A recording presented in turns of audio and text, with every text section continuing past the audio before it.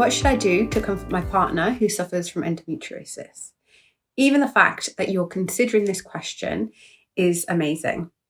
Our go-to method of comforting others is often to try and fix the problem. It makes sense. If the problem's no longer there, then we can feel comforted.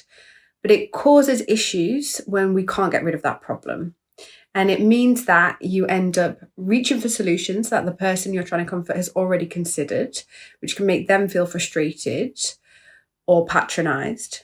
Or it can mean that you end up reframing the problem in a way that feels minimizing. It makes them feel like you're not taking it as seriously, or you don't believe that it is as big of a problem as it is.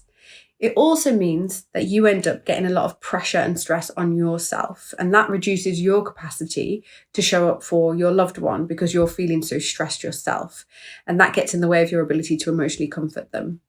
So try taking the emphasis off solving a very difficult and sometimes unsolvable problem, and instead focus on what you can do to give your partner emotional support. So keep coming back to that word, comfort. Knowing your partner, what makes them feel comfortable? What makes them feel comforted?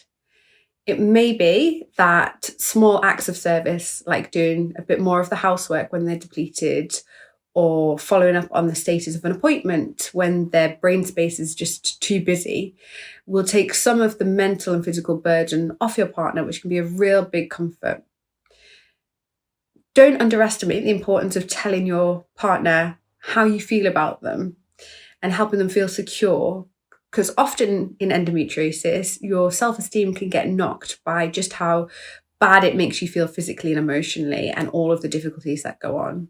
So the more you can tell them how you feel about them, the more comforted they'll feel in the relationship, the more secure and the better about themselves.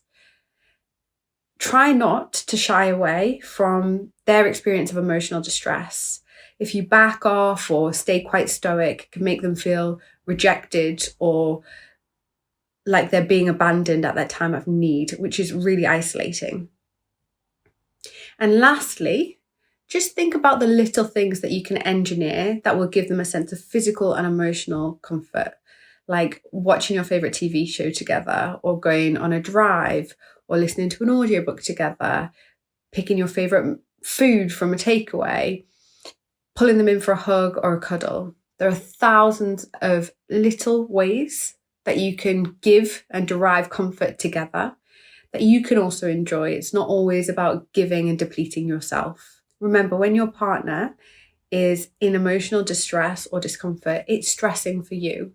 So try and think, when you've got capacity, when you're not in that live moment, of some of the ways that you can respond that's going to be a comfort to yourself as well as your partner. And you can turn to it in those moments when you're both feeling depleted.